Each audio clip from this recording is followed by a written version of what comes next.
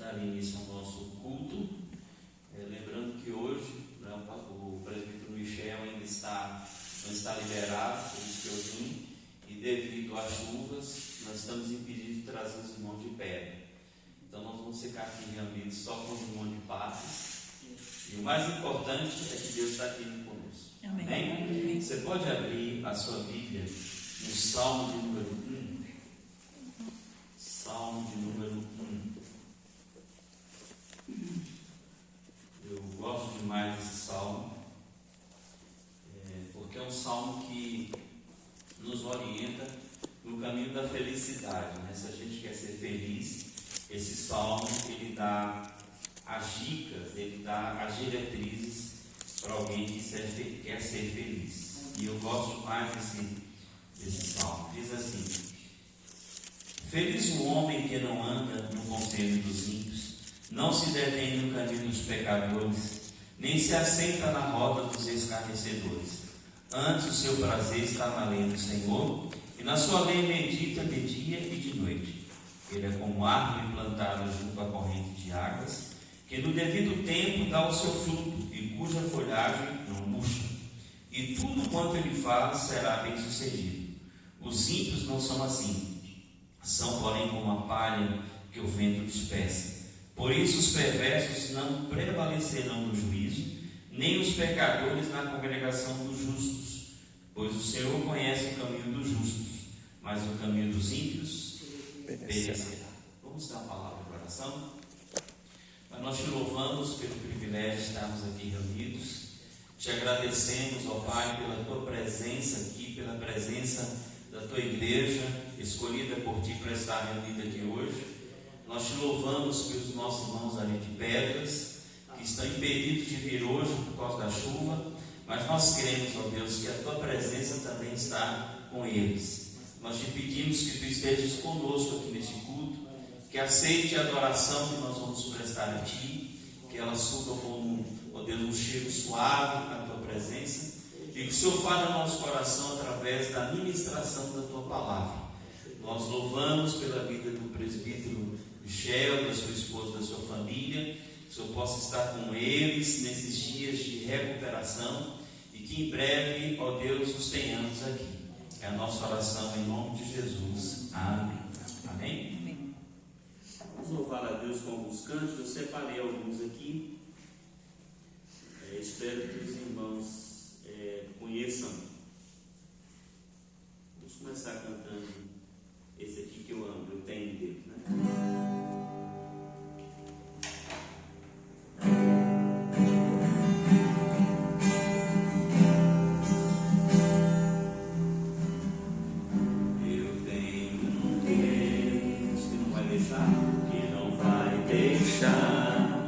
Essa luta me matar, o desespero me tomar. Uma expressão que seja a situação. O controle ainda está na palma de suas mãos. Mais uma vez, eu tenho Deus. Eu tenho um Deus que não vai deixar essa luta me matar, o desespero me tomar. Uma expressão que seja a situação.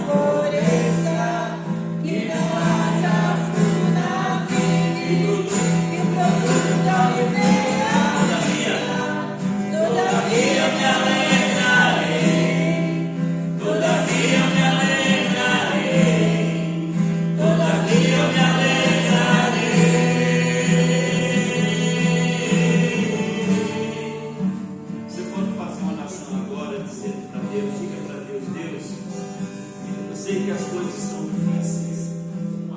Talvez na sua vida, meu querido, a figueira não floresceu. Talvez na vide não haja fruto ainda. E o produto da oliveira ainda não apareceu. Então você vai dizer para Deus: Deus, apesar de tudo, eu me alegro em Ti, porque eu tenho a Ti. O Senhor é minha porção, o Senhor é minha garantia, o Senhor é o meu penhor. Porque você e eu, queridos, temos um Deus que jamais vai deixar que essa luta nos mate, jamais vai deixar que o desespero tome conta da nossa vida. Porque o nosso Deus é aquele que está presente em toda e qualquer situação. Ele tem o controle de todas as coisas. E nós confiamos na Sua palavra. Diga assim mais uma vez: Ainda que a figueira não floresça, que não haja fruto na vide, que o produto da oliveira minta, todavia eu me alegrarei, todavia eu me alegrarei, todavia eu me alegrarei.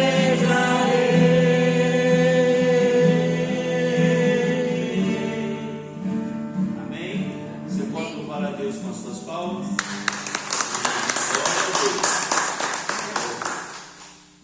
Meus queridos, tem uma coisa que a gente precisa colocar na mente. Nós fazemos parte de uma igreja chamada Igreja, como é o nome da nossa denominação? Presbiteriano. Só ela que sabe como é o nome da nossa denominação? Presbiteriana. A gente fala assim, é igreja presbiteriana porque ela é formada de presbíteros. Quando a gente fala isso, nós estamos dizendo que estamos falando do tipo de governo da nossa igreja. Mas a nossa igreja é uma igreja presbiteriana porque doutrinariamente nós cremos num Deus que é soberano. O que é um Deus soberano? É um Deus que tem o controle de todas as coisas e não depende de algo que eu faça para Ele fazer, né? O Deus que a igreja presbiteriana crê é um Deus que, se você fizer um jejum, isso não vai fazer Deus te amar mais do que Ele ama. Se você ter uma vida de oração, isso não vai fazer Deus te amar mais ou menos. Deus te ama independente de, porque o amor de Deus é incondicional. Repete comigo: incondicional. Ou seja, não depende da condição, né? Se Deus dependesse, queridos, de uma condição nossa, ninguém aqui seria amado, né? Nós somos amados por Deus porque Ele decidiu nos amar e pronto. Isso não quer dizer que a gente vai levar uma vida relaxada. Então Deus tem uma aliança conosco. O que é uma aliança, né? Para a gente entender o que é aliança, basta falar o casamento. Na hora do casamento, o casal vai casar e faz o quê? Troca alianças. E um promete cumprir um voto ao outro. Nenhum dos dois cumpre, né, irmãos? Promete estar com ele na doença, na dor, tal, na tristeza. No primeiro dia de tristeza, o marido ou a esposa já não quer mais, né? Eu conheço gente que se separou por causa da incompatibilidade de gênero. Ou seja, um tem um temperamento de um jeito, outro tem um temperamento do outro, não dá certo, né? Mas no dia do casamento, prometeu. Deus fez a mesma coisa com Abraão, vocês lembram? Deus prometeu que Abraão seria uma grande nação, ele seria pai de muitas nações. Deus cumpriu o seu pacto. E Abraão cumpriu? Sim ou não? Não. E juntou ainda mais a mulher para não cumprir, né? Sara achou que Deus estava demorando, pegou a empregada: toma aqui, faz um filho aqui, porque Deus está demorando. Mas Deus havia prometido. Tanto que Ismael é o filho da carne. Você sabe quem é Ismael hoje? Todo aquele povo do Oriente Médio que briga com Israel. Todos eles são descendentes de Ismael. Olha o que a infidelidade causou. Ismael e Isaac brigaram a vida inteira. Essa guerra do Oriente Médio é antiga, ó. Isso é do tempo de Abraão. Tem mais de 800.000 anos. Brincadeira, né? Mas Deus foi fiel. Porque a fidelidade de Deus não depende da nossa fidelidade, né? Deus sabia que Abraão ia quebrar o pacto. Tanto que Deus, quando ele jurou, ele olhou na terra para fazer um juramento, não achou ninguém, ele jurou pelo seu próprio nome.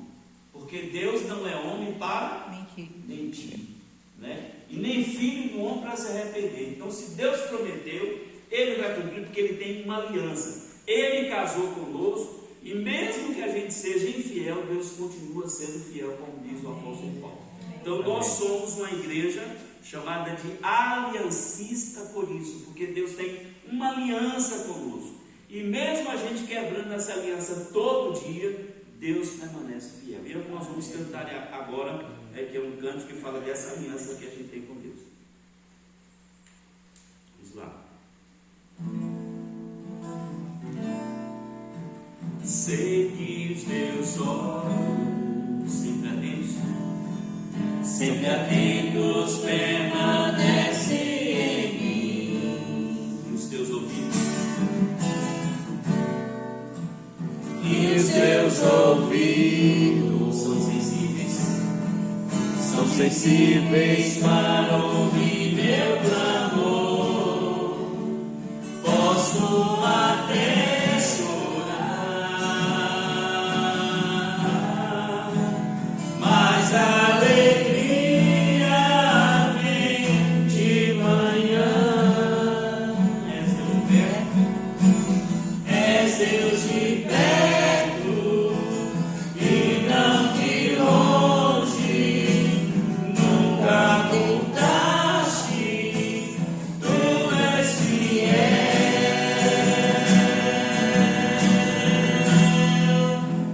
Deus de aliança, Deus de promessas, Deus que não é homem pra mentir. Tudo pode passar, tudo pode mudar, mas tua palavra vai se cumprir. sempre os teus olhos, Sei que os seus olhos, sempre atentos, permanecem em mim. e os teus ouvidos, E os seus ouvidos estão sensíveis. estão sensíveis para ouvir meu Posso clamor. até chorar, Posso até mas chorar, alegria mas a alegria vem de manhã. és Deus de perto, És Deus de perto e não de longe, nunca mudaste, tu és fiel. Deus de aliança, Deus de aliança, Deus de promessas, Deus que não é homem pra mentir. Tudo pode passar, tudo pode mudar, mas tua palavra vai se cumprir. posso enfrentar Posso enfrentar o que for, eu sei quem luta por mim. Seus planos não podem ser frustrados. minha esperança, Minha esperança está nas mãos do grande eu sou. Meus olhos vão ver o impossível acontecer. Deus de aliança, Deus de aliança, Deus de promessas, Deus que não é homem pra mentir. Tudo pode passar, tudo pode mudar, mas tua palavra vai se cumprir. vamos nessa música e esse assunto que nós falamos, ele deve trazer paz no nosso coração.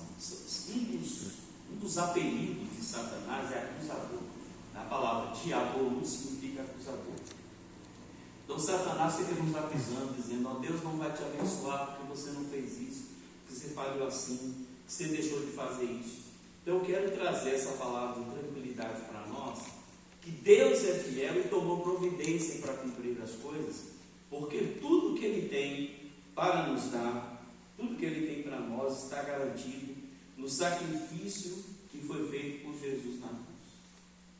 Então, na hora que a gente acha que Deus pode falhar, eu estou dizendo que o sacrifício na cruz foi imperfeito. Agora, o sacrifício na cruz foi perfeito ou não foi? Foi. E é a nossa garantia. A garantia, queridos, da nossa salvação não é a gente vir à igreja, não é a gente orar, não é ler a Bíblia. Isso são deveres que nós devemos pôr em prática por sermos salvos. Mas a garantia nossa está no que Jesus fez na cruz. Tanto que quando ele termina, ele diz assim: tudo está consumado, você está pronto. Agora é só a gente viver o que ele já trabalhou para a gente. Ele fez o caminho, agora é só andar pelo caminho, não é? Aliás, o chamado de Deus para nós é melhor ainda. O chamado de Deus é para a gente descansar nele. O problema é que a gente não quer descansar. É a coisa mais fácil de descansar, mas a gente não quer. A gente quer ajudar Deus, né? A gente quer, como diz Calvino, ensinar Deus a ser Deus. Isso é muita petulância da nossa parte. Então, descansar no Senhor é fazer o quê?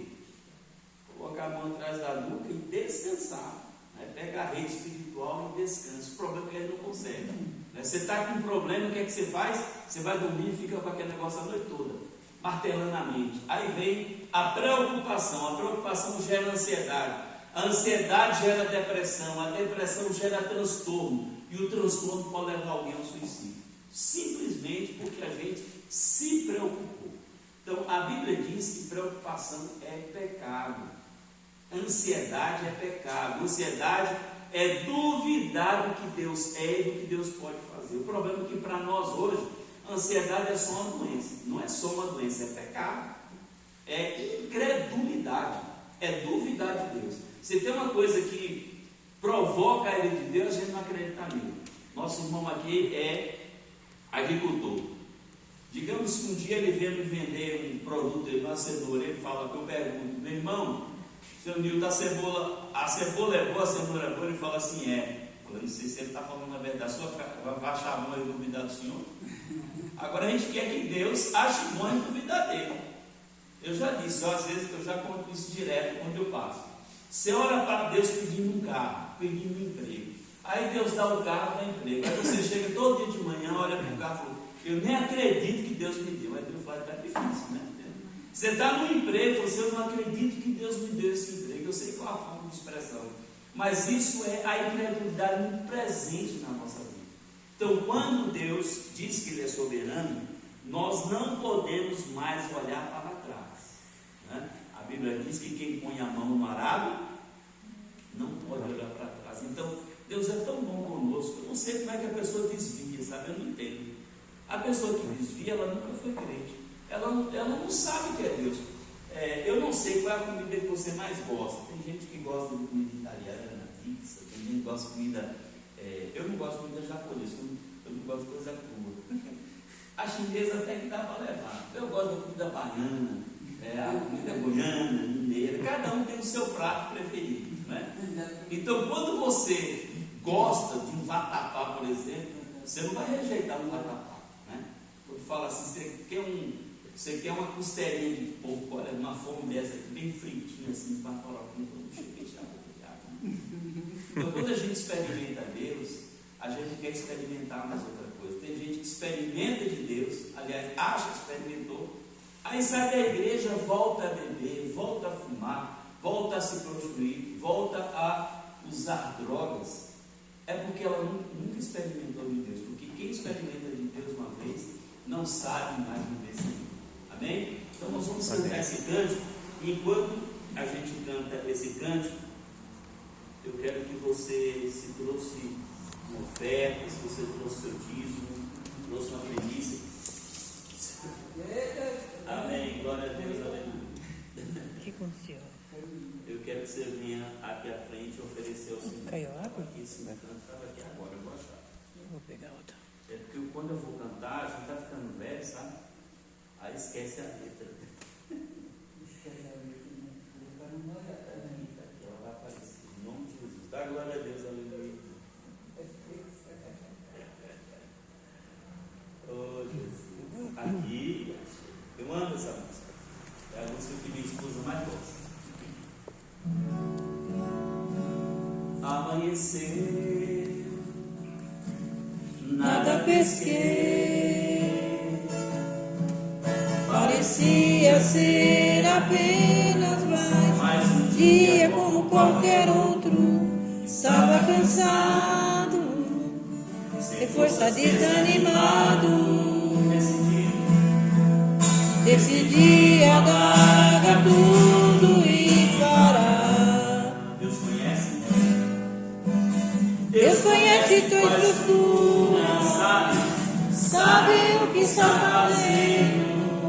Mesmo que seja difícil, não pares, Ele está vendo. Colheu todas as suas lágrimas e mandou a te falar. Pegue que Ele te entregou e volte para o mar, que é o teu lugar. Quem mandou largar a rede? Quem mandou você parar? Volte para o mar alto, no lugar da tua vergonha eu vou te honrar. Quem mandou largar a rede? Quem mandou você parar? Volte para o mar alto, no lugar da tua vergonha eu vou te honrar. Filho, eu vou te honrar. Deus conhece? Deus conhece tua estrutura, sabe o que está fazendo. Mesmo que seja difícil, não pares, Ele está vendo. Colha todas as tuas lágrimas e mandou a te falar. Vem, é que Ele te entregou e volte para o mar, que é o teu lugar. Quem mandou largar a rede? Quem mandou você parar? Volte para o mar alto, no lugar da tua vergonha eu vou te honrar. Quem mandou largar a rede? Quem mandou você parar? Volte para o mar alto, no lugar da tua vergonha eu vou te honrar. Filho, eu vou te honrar. Amém? Então, não é para pegar a rede de volta, não. Continua com a rede, continua com a obra, viu, meu querido? Vamos então meditar um pouco. Nós vamos ler primeiro o texto, depois que eu ler o texto, nós vamos cantar mais um cântico, que fala da pregação de hoje. Abre em Mateus 14, versículo 27. Mateus 14, 27. Mateus 14, 27.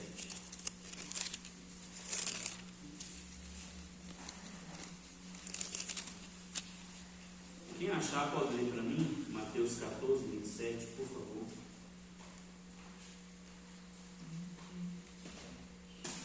Mas Jesus imediatamente lhes disse: tende bom ânimo, sou eu, não temais. Amém. Vamos cantar esse cântico que fala sobre a mensagem que eu vou estar ministrando. Diz assim: a minha vida é do Mestre, meu coração é do meu Mestre, meu caminho, o meu caminho é do Mestre, minha esperança é meu Mestre, a minha vida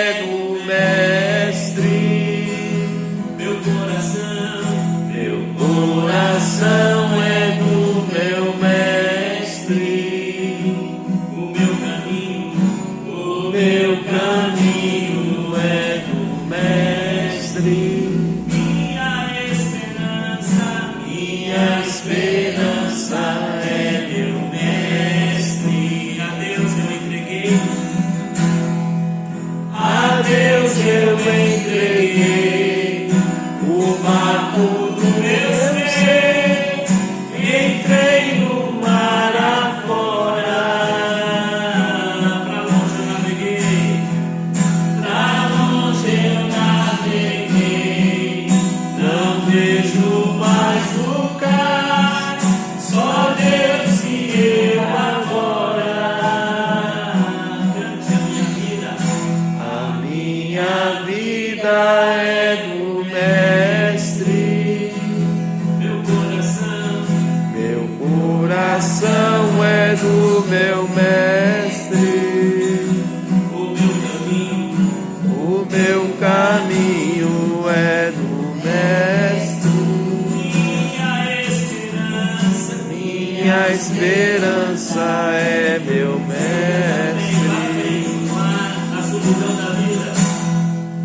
A Solidão da vida eu pude perceber o quanto Deus me ama. As ondas grandes vêm tentando me arrastar pra longe da presença.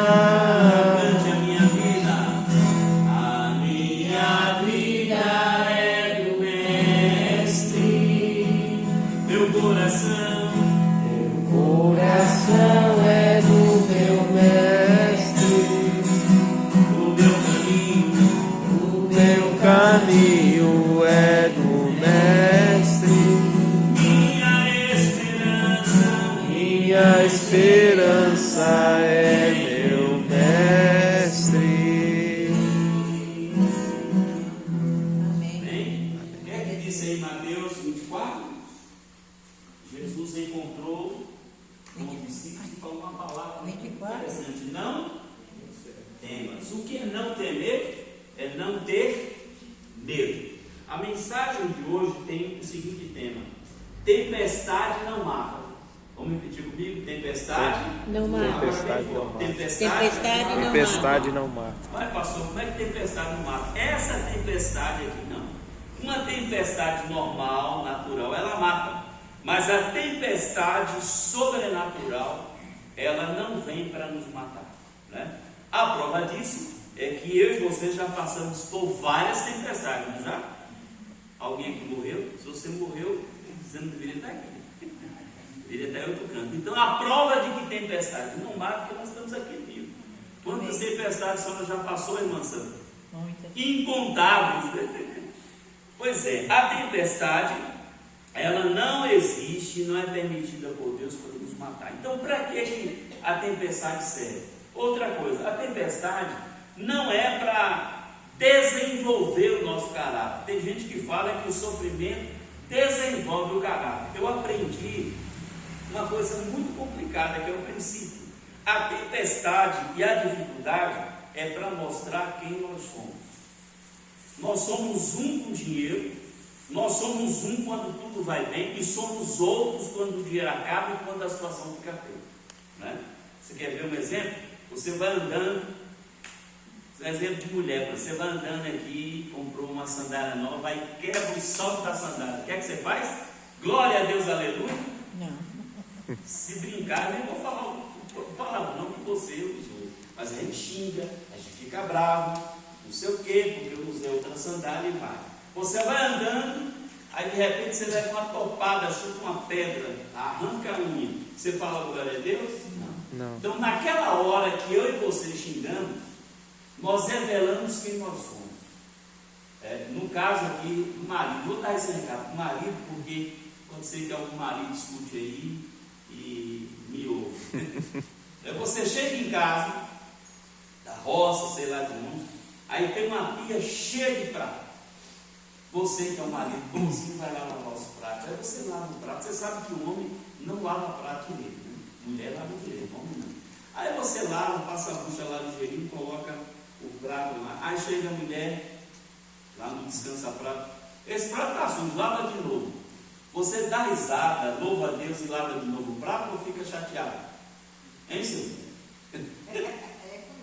Aí fala assim, da mulher fala assim, então você lava, já que você lava melhor. Naquela hora, meu caráter não desenvolveu. Naquela hora eu mostrei quem eu sou. Eu e Tânia, a gente brigou a vida inteira por causa de uma coisa dessa. Sabe por quê? Por causa de como se lava uma faca e como coloca essa faca no descansador.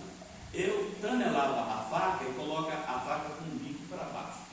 Ela dizia assim: coloca, porque uma hora pode encostar o pulso e cortar. Em 38 anos de casada, ela nunca cortou o pulso, mas aí, lá em Goiânia, Tânia trabalhava em Brasília e eu ficava em Goiânia. Ela saía na segunda, voltava na quinta. Então, era o meu dia de folga. Eu lavava a faca e colocava a faca com a ponta para cima, porque Tânia não estava lá. Aí, quando Tânia estava no final de semana, eu faca para baixo e falei assim: ô, mas você, eu vendi. Eu não saí nada. Aí, um dia eu estou lá lavando a faca no meio de semana e o Espírito Santo falou assim: mas que caráter que você tem. Quando ela está aqui, você faz certo. Quando ela não está, você faz errado. Só que eu estou aqui o tempo inteiro.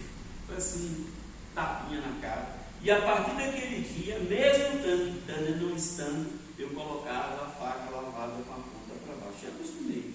É uma coisa difícil botar uma faca com a ponta para baixo? Não. Mas o nosso caráter, que é meio distorcido, ele gosta e acha ainda bom fazer o errado. Você sabe que tem gente que ama fazer o errado. Se você for num bar hoje aí, o cara está contando papo como é que ele roubou, ele está contando papo quantas meninas ele teve, o que ele fez de errado, porque ele não vai contar papo com o que é de bom.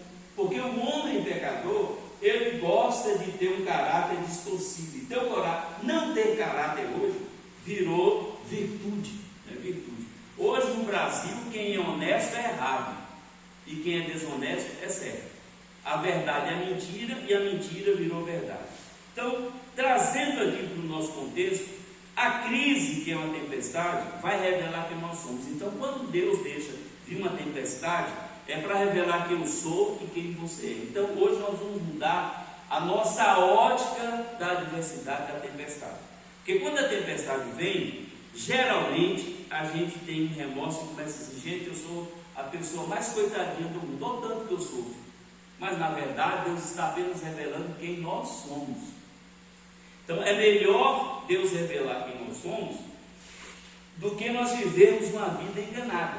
Então a tempestade não é para matar, a tempestade é para revelar quem eu e você somos. A tempestade é apenas para revelar. O texto ou o contexto desse versículo é muito interessante. A palavra tenha ânimo, sou eu, não tenha medo, é porque Jesus revelou-se de uma forma diferente. Ele tinha ido para o monte orar, orou a noite toda. Quando foi 3 horas da manhã, Jesus desce do monte, e quando ele chega na praia, os discípulos já tinham avançado cerca de 3 estádios, mar adentro. Então, como não tinha mais como eles voltarem, porque eles já estavam em alto mar, o que é que Jesus fez? Caminhou sobre as águas.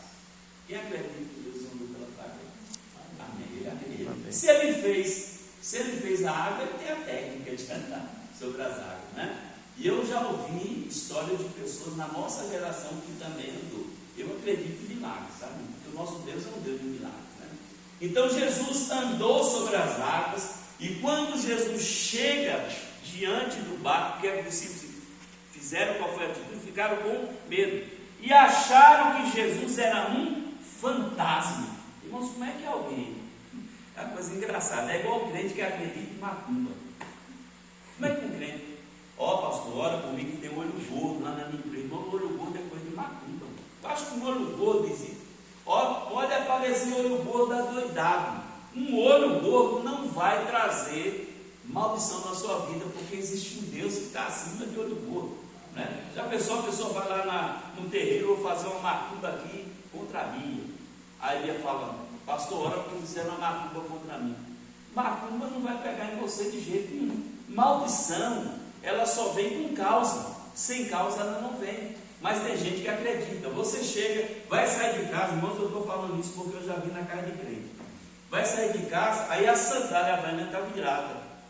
Aí a pessoa, antes disso aí, deixa eu tirar isso.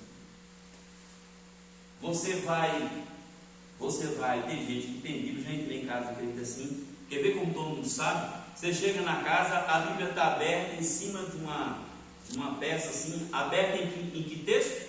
91. Todo mundo sabe isso. Você deixa a minha Bíblia aberta no 91? Não. Isso é o que? Misticismo. Você acha que o Salmo aberto, no 91, vai proteger a sua casa. Não, quem protege a sua casa não é uma Bíblia aberta no Salmo do Antigo, é o Deus desse Salmo que está lá te protegendo. Mas nós somos cheios de misticismo, e os discípulos não foram diferentes.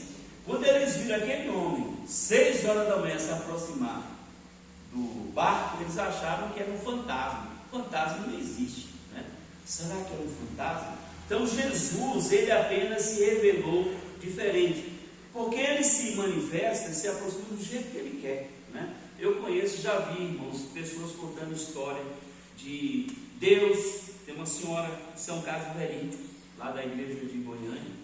Ela estava andando de carro, e acabou a gasolina no meio do mato, não tinha ninguém. Sabe o que apareceu? Deus apareceu com uma moto, um motoqueiro. Chegou lá, eu vim trazer gasolina para você.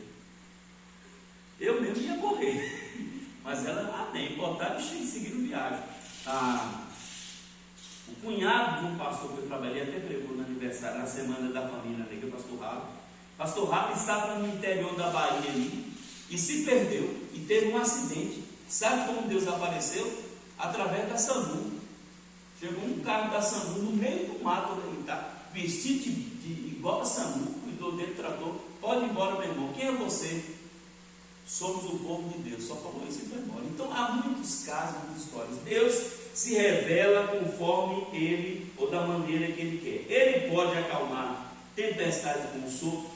Ele pode deixar a tempestade ficar mais um tempo.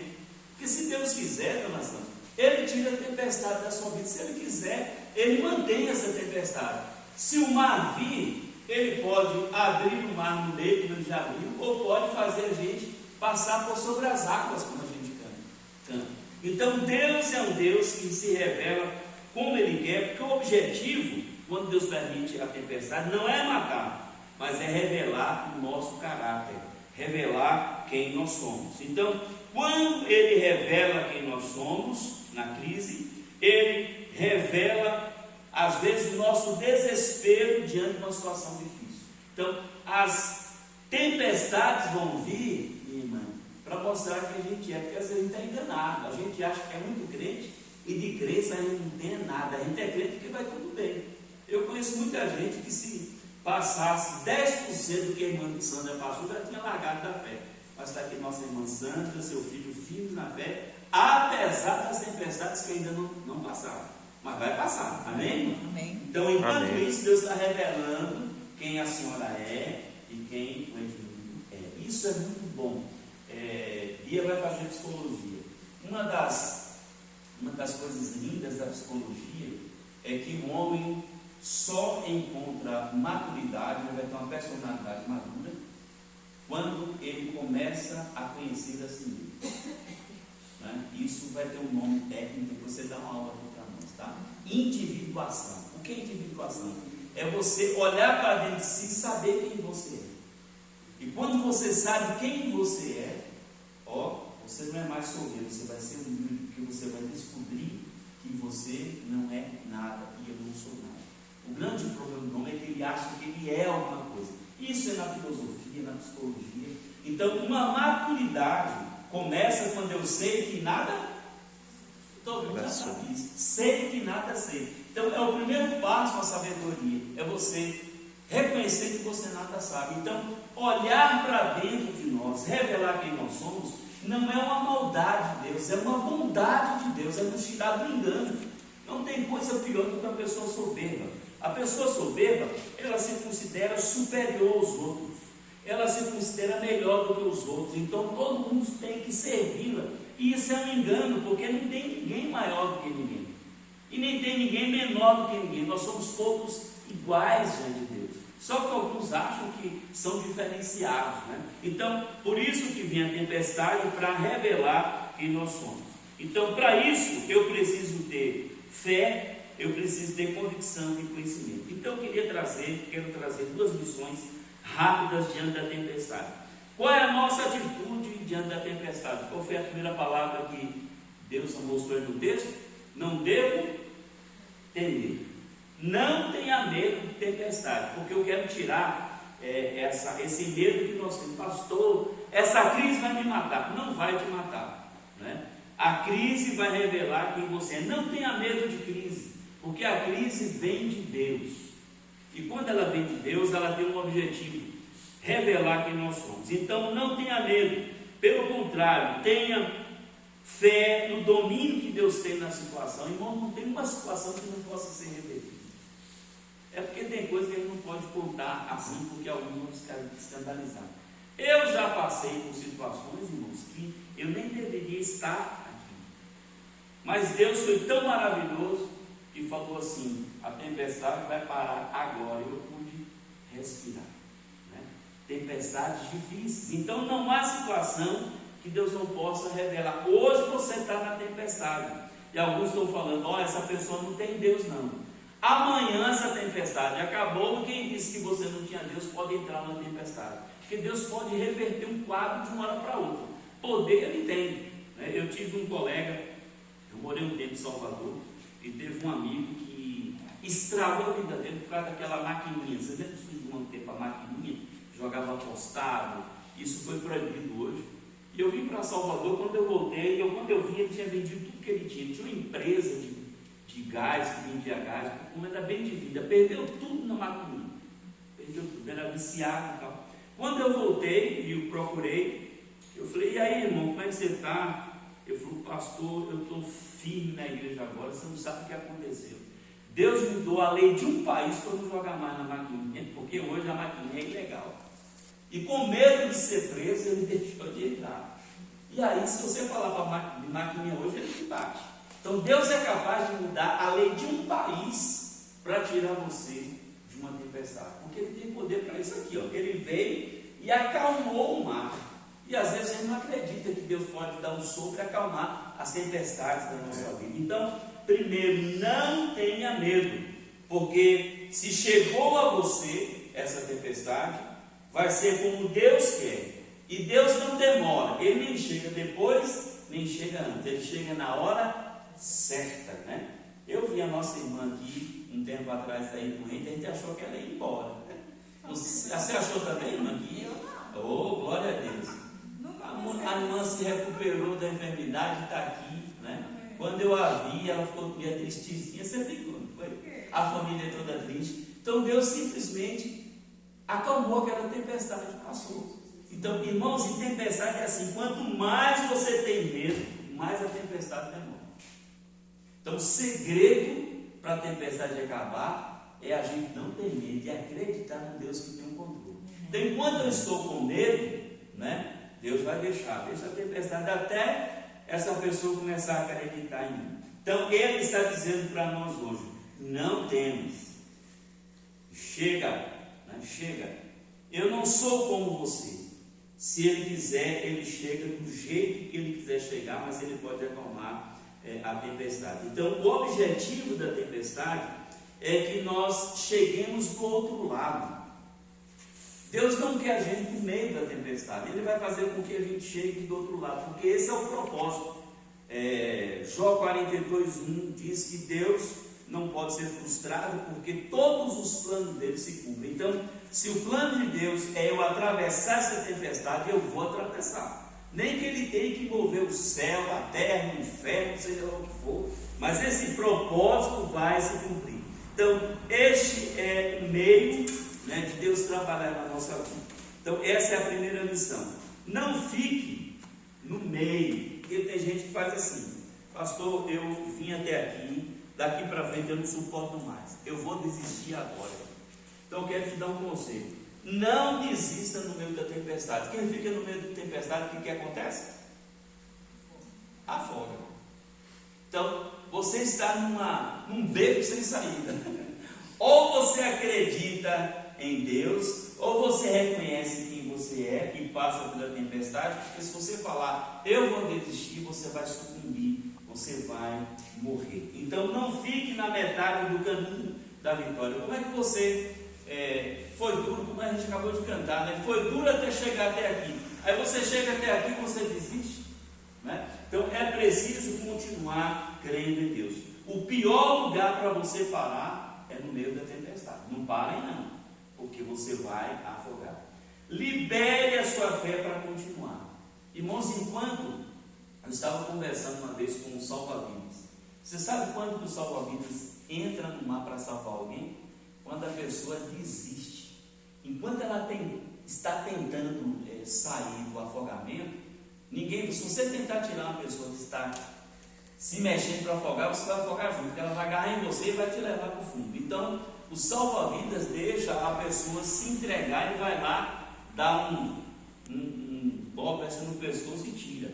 Então, Deus também é assim. Enquanto você achar que pode, Deus vai te deixar lá. Morrer, você não vai morrer, não. Mas enquanto você acha que tem forças para ir, Deus fala, vamos ver até quando ele vai entender que ele não tem força. E a gente acredita que tem força. Você já viu um passarinho quando cai na armadilha? Quando mais ele se bate, o que acontece? Mais ele se enrola, mais ele se prende. Então, se você entrando na tempestade, o segredo é descansar e deixar Deus levar. Nós acabamos de cantar, né?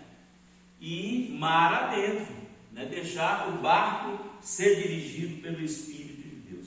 Deus não quer que você pare, Deus quer que você vá para o outro lado. Então, aquilo que ele começa, ele termina. Primeiro segredo, não tenha medo. Segundo, Deus está com você. Irmãos, eu fico pensando assim, eu falo muito isso em Tanquinho. Se o prefeito Márcio falar para você assim, ó meu irmão, não se preocupe com a sua irrigação, o que faltar de dinheiro eu estou lá com você. O Márcio tem dinheiro, não tem? Ricardo também tem. Aí você fala, ó, estou tranquilo, eu sou amigo de Ricardo, amigo de Márcio. E aí você tranquiliza, qualquer coisa eu dou um pulo. Aí Deus fala para você assim, seu filho, não se preocupe, o que faltar eu estou contigo. O que acontece? Aí não descansa. Agora, quem é que pode mais, Deus ou Márcio ou Ricardo? Deus, infinitamente mais. Então, quando eu falar assim, irmãos, vamos fazer igual os assembleianos. Quando eu falar assim, Deus está conosco, Deus, glória a Deus, aleluia, pelo amor de Deus. Deus está conosco, querido. Glória a Deus. Esse aí foi para mim, agora para Deus. Deus está conosco, irmãos. Glória a Deus. Isso, deu uma melhorada. Irmãos, tem coisa da Assembleia que a gente tem que aprender, sabe? E a gente está falando aqui porque parece que eu estou falando de isopor, de pipoca sem sal. Deus está conosco. Amém. Então Deus não está. Então, irmãos, a gente precisa expressar a fé que a gente tem, né? Ontem eu estava ali acompanhando o jogo da minha esposa, ela torce para o Flamengo. Na hora que o Flamengo fez o gol, ela vibrou. Deus está conosco, irmãos. Ô Jesus, vibra aí. É mais importante do que um gol do seu time. Então, Deus está conosco. E quando Deus está conosco, não tem como haver fracasso. É impossível. O meu fracasso vai ser o fracasso de Deus. Como Deus não fracassa, eu não vou fracassar. Eu vou chegar aonde Deus quer que eu chegue. Ele caminha comigo e caminhará. Se for preciso, Ele vai me carregar no colo. Mas que eu vou chegar onde eu devo chegar, eu vou chegar. Então, quem nos leva ao outro lado é o Senhor Jesus. Mas antes Ele quer que nós entendamos quem nós somos, que seja revelado o nosso caráter, porque fé não é religião. Irmãos, fé não é você chegar aqui e vir para a igreja. Isso aqui é religiosidade. Você ler a Bíblia em casa é religiosidade. Você orar é religiosidade. Você vir para o templo é religiosidade. O que é fé? É relacionamento com Deus. Irmãos, tem gente que lê essa Bíblia aqui, ó. Eu já li mais de 40 vezes. Tem gente que lê uma vez por ano tranquilo. Eu conheço uma irmã que lê uma vez por mês. Isso não quer dizer nada. Paulo Coelho, que ele é um bruxo famoso, ele lê a Bíblia uma vez por ano. Agora Paulo Coelho vai para onde? Vai para o inferno. Porque ele lê a Bíblia, mas não se relaciona com Deus. Então é preciso entender que eu tenho que ser mais do que religioso. Fé é um relacionamento com Deus. Esse Deus que eu estou falando, irmãos, ele vive dentro de mim. Amém? Glória a Deus. Amém. Amém. Dentro de você. Aqui dentro. Você tem como explicar Deus viver dentro de mim? Uma vez, no início do que eu te falei que era psicólogo, ele era pequenininho, ele tinha uns 3, 4 anos de idade. Eu vinha da dinâmica, eu fui levá-lo para estudar. E na estrada ele perguntou assim, pai, Deus é grande? Eu, para dar a resposta para o filho, falei, meu filho, Deus é infinitamente grande. Como daqui lá no céu? Eu falei, mais do que daqui lá no céu. Ele perguntou assim, e como é que ele cabe no meu coraçãozinho? Aí eu fiquei sem resposta. Aí foi o jeito de eu usar dos heróis, porque Deus, meu filho, é igual o homem borracha. Olha que resposta ridícula, né? ele estica, mas para a criança não tinha o que falar. Então, queridos, como é que explica esse Deus morar dentro de nós e a gente viver pessimista para baixo? Você chega na casa do irmão, e aí, irmão, tudo bem? Tá não, pastor, tá tudo ruim. Eu falei, gente, Deus não está nessa casa. Porque onde Deus está, não está tudo ruim.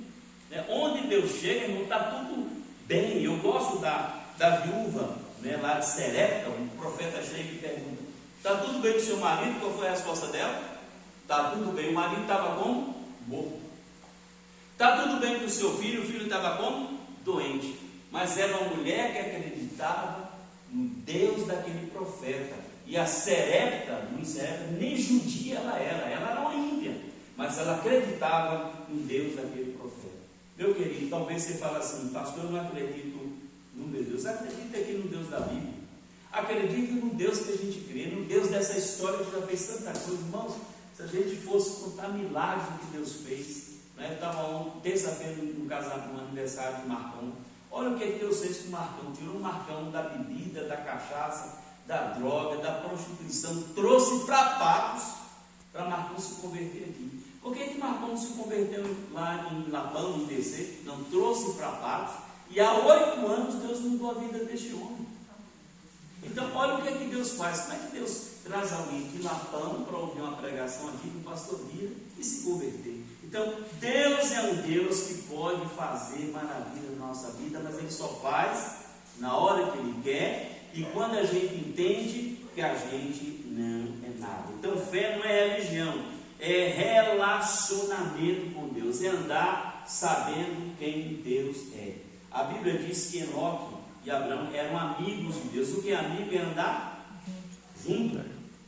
Então a gente precisa andar junto com Deus. Então tire a máscara da soberba e viva Jesus na sua e na minha vida, porque não sou povo presente. Eu quero concluir falando rapidinho de 3 tempestades que acontecem na nossa vida e a solução. Tem uma tempestade que eu tenho atraído. Qual é a tempestade que eu atraí? Os meus erros e as minhas falhas. Né? Eu cometo um pecado. Se eu quero um princípio, o que é que vai acontecer? Teremos consequências. Você está lá com o seu carrinho, vai descer, aí o sinal fica vermelho. Você fala: não vou obedecer esse sinal, vou avançar o sinal. Qual é a consequência do avanço do sinal? Multa. Não tem como tirar a multa, não tem. Esse milagre Deus vai fazer. Por quê? Porque é uma tempestade que você atraiu. Aí você resolve de uma maneira assim mais rasgada, né? A igreja fala que eu só posso ter relação com alguém depois que eu me caso. Aí você fala: eu vou ter antes. Aí você vai ficando, e como diz o pastor Jorge, que já faleceu, ele dizia assim: aí menina, você vai ficando grávida. E aí o bucho aparece. Aí você fala: ah, Deus não me ama. Não, essa foi uma tempestade que você atraiu para a sua vida. Não tem como Deus tirar essa criança dentro do seu ventre e desaparecer. Não, você vai ter essa criança, vai trazer trabalho para o seu pai, para a sua mãe, para o futuro casamento. Porque quando você for casar novamente, tem essa criança, que aí é um casamento com a marinha, né? Você vai casar, mas hoje já tem um filho. Se achar alguém, um marido aí maravilhoso que receba você, o filho, você pode levantar a mão para o céu, porque hoje não tem homem que quer mais, né? Tem homem que não quer mais nem o filho seu com ele, quanto mais o filho de outro. Então é uma tempestade que eu atraí. Você falta um dia e resolve roubar. Quem rouba leva onde? Pelo menos deveria ir, né? No Brasil está difícil, mas estou incentivando o roubo, porque agora se você roubar um valor de R$15, você não tem mais cadeia. Aí eu estava conversando com o irmão César lá no supermercado, ele falou: pastor, já pensou se 100 pessoas resolver roubar só 500 pontos aqui? O prejuízo vai ser grande. Então, mas o normal de quem rouba é ser preso. Lá no Oriente Médio, quem rouba usando a mão é cortada. Você não tem mais mão. Já pensou se a lei traria isso para cá? Então, o roubo é uma tempestade que você atraiu. Está aí, um grande jogador na Espanha, né? Precisa falar o nome dele, resolveu cometer um erro, pegou 4 anos de cadeia. Não tem como, era para pegar 15. Então não adianta, foi uma tempestade que você atraiu. Então eu tenho que pensar muito quando eu vou cometer uma falha, porque eu posso atrair uma tempestade. A Bíblia diz que quem semeia ventos colhe o quê? Tempestade. Pare de plantar vento por aí, não arrisque. Quem planta vento colhe tempestade. O que é que eu vou fazer quando tem uma tempestade que eu mesmo provoquei? Só tem um caminho: buscar a misericórdia de Deus. Deus tem a misericórdia da minha vida, como Davi fez, né? Davi cometeu um adultério e um homicídio, e Deus falou: você quer sofrer na minha mão ou na mão dos filisteus? Ele falou assim: eu quero sofrer na sua mão, porque o Senhor é misericordioso. Apele para a misericórdia de Deus. Agora, se você não sabe o caminho da misericórdia, logo eu vou lançar um livro falando sobre o caminho da misericórdia. É um caminho longo, difícil, por isso é melhor não semear vento. A segunda tempestade é a tempestade que Deus permite, que é essa que eu falei aqui, que são provas. Nessa tempestade, que são provas, eu só preciso reconhecer que eu sou, e eu saio da tempestade. E a terceira tempestade é uma tempestade espiritual provocada por Satanás, que também não vai nos matar. Eu preciso aprender a usar as armas espirituais. Então tem tempestade que Satanás traz, e eu quero usar uma arma natural. Se Satanás é um ser espiritual, eu tenho que usar armas espirituais. Então às vezes Satanás vem através do marido. Aí você arranja uma briga com o marido. Quem que trouxe a guerra foi Satanás. Então não adianta você brigar de maneira natural, você tem que guerrear de maneira espiritual. Então um dia, quem sabe, a gente fala sobre as armas espirituais que nós não usamos. A gente prefere a arma carnal. Com a arma carnal a gente perde, né? Então eu quero deixar essa palavra aqui e dizer para os irmãos, para as irmãs, que não temam tempestade. Tempestade não mata. Tempestade é para revelar quem eu sou. Então não tenha medo, e segundo, Deus está com você em qualquer lugar. Amém? Amém. Vamos ficar de pé para a gente orar. Fica de pé, coloque a mão direita no seu coração. Eu não sei qual é a tempestade que você está enfrentando, eu só sei de uma coisa: nenhuma tempestade veio para te matar. Amém. Então nós vamos orar agora pedindo que Deus nos dê discernimento e nos ajude. Pai, nós te louvamos por esse texto, onde o Senhor se revelou caminhando sobre as águas, provocando, ó Deus, um susto na vida dos apóstolos que te conheciam. Ó Deus, quantas vezes nós estamos em uma tempestade e nós não conseguimos discernir a tua presença na nossa vida. Chegamos a pensar que é um fantasma, que é uma mentira. Então que nós possamos, ó Pai, discernir as formas como o Senhor se revela a nós em meio à tempestade. Que nós possamos discernir a tua voz, discernir a tua presença, discernir o teu olhar, discernir o teu abraço, discernir o teu consolo. Ó Deus, dá-nos iluminação para poder discernir e entender a tua presença no nosso meio.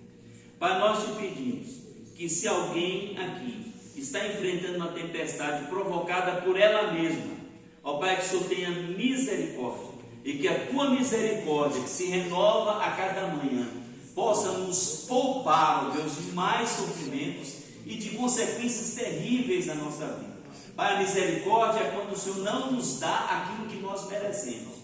Nós merecemos sofrer pelas nossas transgressões, pelas nossas iniquidades, pelos nossos pecados. Mas nessa noite eu te peço, tenha misericórdia de nós, Senhor.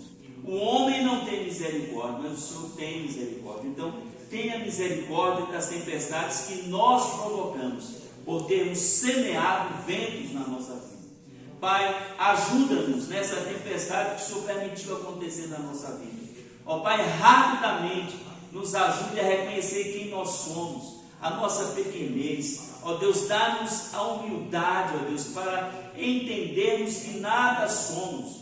E se há alguma coisa em nós, é o Senhor quem plantou na nossa vida. Ó Deus, coloca humildade dentro de nós, para reconhecer que só o Senhor é Deus, só Tu és o nosso Senhor, e que tenhamos uma vida de quebrantamento, de arrependimento e de humildade todos os dias da nossa vida. Pai, quebre o nosso orgulho, quebre o amor próprio, quebre, ó Deus, esse amor exagerado por nós mesmos, ó Deus, e que nós possamos te amar acima de todas as coisas. Pai, se alguém aqui está enfrentando uma tempestade, ó Deus, provocada por Satanás, ó Deus, na autoridade do nome de Jesus, nós repreendemos toda ação maligna contra nós. E assim como o Senhor Jesus disse para Pedro: Pedro, Satanás me pediu para poder te peneirar, mas eu intercedi pela sua vida. Ó Jesus, intercede pela vida dos seus filhos, e que Satanás não nos peneire, mas que a tua presença possa afastá-lo, ó Deus, e acalmar e destruir essa tempestade que quer nos matar. Pai, em nome de Jesus, que qualquer ação do inimigo contra a tua igreja que caia por terra, e nós repreendemos em nome de Jesus toda ação maligna contra a congregação de Patos, contra a vida do presbítero Michel, da irmã Amanda, da sua família, Pai, contra a vida do pastor Bira, da irmã Márcia, da sua família, ó Pai, contra os teus filhos aqui ó Deus, de Patos e de Pedras, que essa tempestade seja, ó Deus, completamente destruída. Nós colocamos, ó Deus, a nossa fé em Ti. Ó Deus, repreenda todo medo, repreenda toda incredulidade, repreenda, ó Deus, toda falta de fé, e que nós possamos descansar naquele Deus que fez os ventos e que tem domínio sobre a tempestade. É a nossa oração em nome de Jesus. Amém? Você pode dar um abraço no que está do seu lado e dizer assim: irmão, tempestade não mata ninguém.